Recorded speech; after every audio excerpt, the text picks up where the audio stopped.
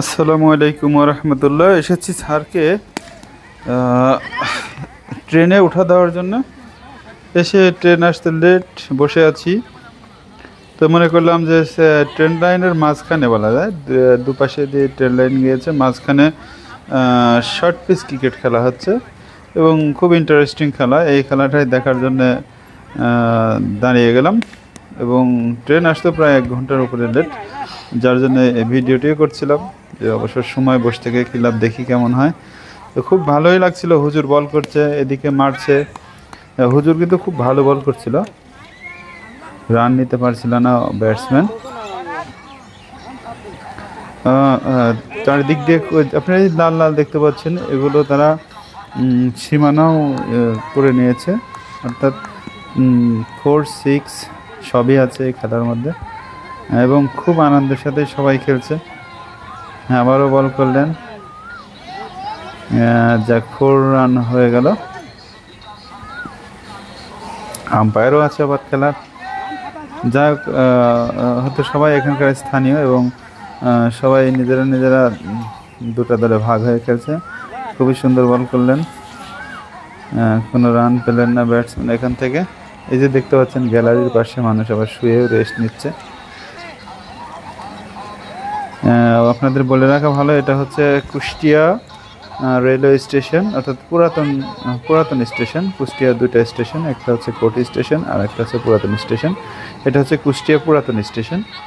স্টেশনের এখানে অনেকটা জায়গা আছে মাঝখানে এবং দুপাশে বাড়িঘর আছে। এরাই মূলত এখানে খেলাধুলা করে। আসলে সময় কাটানোর জন্য একটি দারুণ মাধ্যম আমি মনে করি। আর যাই হোক, ভালো প্র্যাকটিসও হচ্ছে অবশ্য। 6 কিন্তু না, আবেদন করছে 6, আর একদল বলছে না 6 না, এটা 4। যাক, পরবর্তীতে 4ই মেনে নিতে হলো। তবে 6 হলেও কিছু করার ছিল না, 6-এর কাছাকাছি হয়েছে।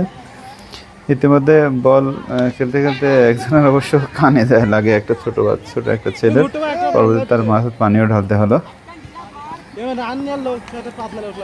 দেখুন, খুবই সুন্দর। শেষ পর্যন্ত সঙ্গে থাকুন, দেখবেন যে অনেক সুন্দর বল করছে এবং অনেক সুন্দর ব্যাটও করছে। দুর্দান্ত খেলা উপভোগ করেন। হ্যাঁ, খুব সুন্দর, কিন্তু না, কোনো রান হলো না। খুব ভালো ফিল্ডিংও হচ্ছে, তবে খুব রিস্কি মনে হচ্ছিল আমার কাছে, যেহেতু ট্রেন লাইনের উপর পড়ে গেলে, অথবা ট্রেন লাইন তো জানেন, এখন ট্রেন লাইনের সাথে একটা 4 হয়ে গেল কথা বলতে বলতে। ট্রেন লাইনের উপর সাধারণত আগে কাঠ দেওয়া থাকতো, এখন আসলে কাঠ না, লোহা আর নিচে দেওয়া যে স্লিপার হিসেবে যেগুলো ব্যবহার করে সেগুলো সিমেন্টের খুঁটি, অর্থাৎ লোহার খুঁটি। সুতরাং খুবই রিস্কি। যে সাইড দিয়ে যেগুলো দেখতে পাচ্ছেন, এগুলো লোহার যে ট্রেনের যে লাইন, সেই লাইনগুলোই কিন্তু জায়গায় জায়গায় পোতা আছে, সুতরাং স্লিপারগুলোই পোতা আছে, সুতরাং খুবই রিস্কি। তারপরেও রিস্ক নিয়েই খেলছেন। আসলে শহরে আপনারা জানেন যে মাঠের অনেকটাই অভাব, আবার মাঠ থাকলেও সেখানে বিভিন্ন প্রভাবশালীরা দখল করে নিয়ে বসে থাকে। প্রভাবশালী বলতে আসলে বাড়িঘরের কথা বলছি না, প্রভাবশালী বলতে এই খেলোয়াড়দের মধ্যে অনেক প্রভাবশালী আছে, যারা বিভিন্ন টিম ছেড়ে অথবা তারা যায় সকালেই যা দখল করে নেয়। আসলে এরা আপনারা দেখছেন যারা খেলছে, এরা কিন্তু সবাই হয়তো বা কর্মঠ ব্যক্তি, বাট এই যে বিকেলে অনেকটা গরম পড়েছে, আর এই গরমের সময়টা তারা অনেকটা উপভোগ করছে। আসলে গরমটা কি তারা বুঝছেই না খেলতে খেলতে। আসলে এটা একটা দারুণ, আমি বলি যে ইয়াং ছেলেদের জন্য একটি দারুণ মাধ্যম সময় কাটানোর। আবারও বল করলেন, না, বল থেকে কোনো রান নয়। আবারও বল হাতে নিয়ে বল করার প্রস্তুতি নিচ্ছেন।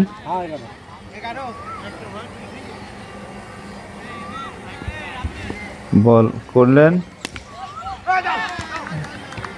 এ বল থেকেও কোনো রান নয়, যদিও অনেক রিস্ক, তারপরে খুব ভালো ফিল্ডিং করছেন। আবারও বল করলেন বোলার, এ বল থেকেও কোনো রান আসলো না। আবারও বল করলেন, এই বল থেকে কোনো রান আসলো না, অর্থাৎ পরপর 3টা ডট বল। 4র্থ নম্বর বলটি করলেন, এটাও ডট বল। এবার 5ম নম্বর বলটি করার জন্য বোলার প্রস্তুত, বল করলেন, এটাও ডট বল, চলে গেল। ষষ্ঠ নম্বর বলও মনে হয় এবার করবেন। ষষ্ঠ নম্বর বল বোলার করার জন্য প্রস্তুত হচ্ছেন, ওদিকে ব্যাটসম্যান প্রস্তুত। দেখা যাক রান হয় কিনা। তবে একটি বল মনে হয় ওয়াইড হয়েছিল, যার জন্য একটি রান পেয়েছে। দেখা যাক, ব্যাটসম্যান প্রস্তুত, এদিকে বোলারও প্রস্তুত, এখনই বল করবেন।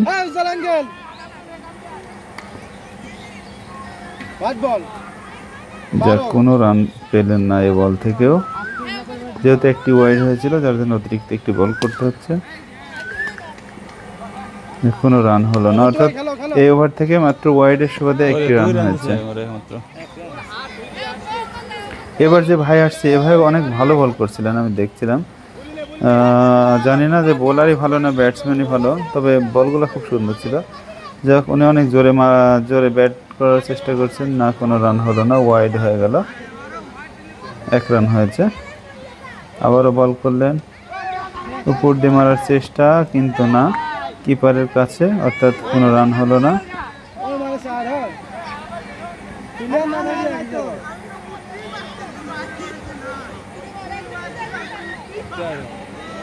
আপনারা যারা শর্ট পিচ ক্রিকেট খেলতে ভালোবাসেন, অর্থাৎ ক্রিকেটস বলা যায়, এগুলো আসলে কিডস না, কিন্তু কিডসদের মতোই মাঠ তৈরি করে নিয়েছে। আবারও বল করলেন, ওভারের 3 নম্বর বল।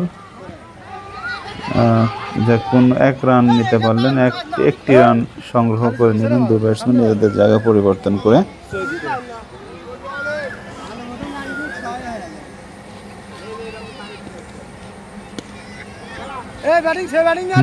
কোনো রান হলো না, খুব সুন্দর বল করছেন। ওদিকে ব্যাটসম্যানও ভালো ব্যাটস করার চেষ্টা করছে, দেখা যাক কি হয়। আবারও বল করলেন, না, আবারও কোনো রান নয়।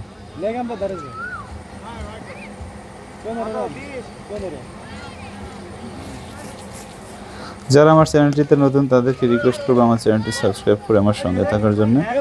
আর যারা ইতিমধ্যে আমার চ্যানেলটি সাবস্ক্রাইব করেছেন, তাদেরকে অনেক অনেক ধন্যবাদ।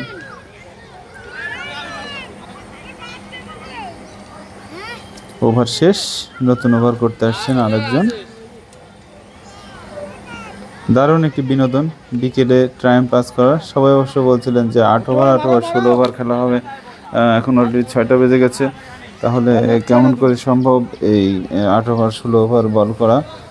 তো আসলে যেহেতু শর্ট পিচ এবং খুব অল্প জায়গার মধ্যে, যার জন্য খুব দ্রুতই ওভার শেষ হয়ে যাচ্ছে। আর আমি বলছিলাম যে অনেক রিস্কি জায়গা, দুপাশে পাথরের মধ্যে রেলের লাইন চলে গেছে। তারপরেও দেখা যাচ্ছে যে এই রেল লাইনটাই অনেকটাই ফিল্ডিং করছে বলা যায়, যে বল মারলে অনেক সময় দেখা যাচ্ছে যে এই রেল লাইনে লেগে আবার রিটার্ন আসছে। এই যে ছেলেটাকে দেখতে পাচ্ছেন খালি গায়ে, এই ছেলেটারই কানে লেগেছিল বল, এবং লাগার পরে তার মাথায় পানি পর্যন্ত ঢালতে হয়েছে। আসলে খুবই দুঃখজনক। এই যে বসে আছে, দেখতে পাবেন কিছুক্ষণের মধ্যে হয়তো তার কানে বল লাগবে, এবং তাকে এই যে 4 হয়ে গেল, দেখবেন কিছুক্ষণের মধ্যে ওই ছেলের কানে বল লাগবে। আসলে ছেলেটা প্রথম বুঝতে পারছিলেন না তার লাগলো কিনা, কিন্তু পরবর্তীতে বোঝা গেল যে আসলে তার যথেষ্ট লেগেছে। আমি আবারও রিকোয়েস্ট করবো আমার চ্যানেলটি যারা নতুন, তারা অবশ্যই আমার চ্যানেলটি সাবস্ক্রাইব করে আমার সঙ্গে থাকবেন। এই যে দেখতে পাচ্ছেন ছেলেটার লাগছে এখন, যথেষ্ট জোরে লেগেছে। যদি সরাসরি লাগতো তাহলে হয়তো বা তার বড় ধরনের কোনো প্রবলেম হলেও হতে পারতো। যা কানের উপর দিয়ে যে সাইড দিয়ে লেগে বল চলে গেছে। এই যে তার মাথায় পানি দেওয়া হচ্ছে, যদিও তিনি আমার মতো একজন দর্শক।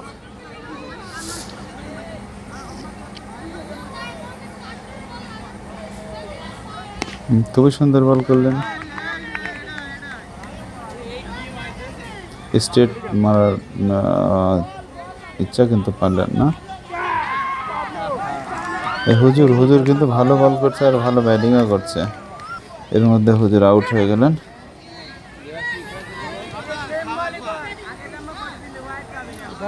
হুজুর আউট হয়ে আমার কাছে এসে দাঁড়ালেন।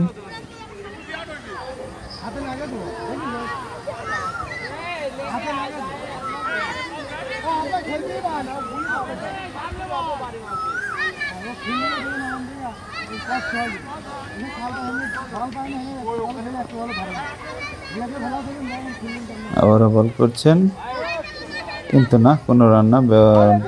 ব্যাটসম্যানকে ফাঁকি দিয়ে বল চলে গেল কিপারের হাতে। তো আজকের মতো এখানেই রাখবো। আশা করি সামনে আবারও কোনো ছোট্ট বিনোদন নিয়ে, গ্রামগঞ্জের কোনো বিনোদন নিয়ে আপনাদের সামনে হাজির হব, এটুকু প্রত্যাশা। এতক্ষণ আপনারা সবাই ভালো থাকুন। আসসালামু আলাইকুম ওয়া রাহমাতুল্লাহ।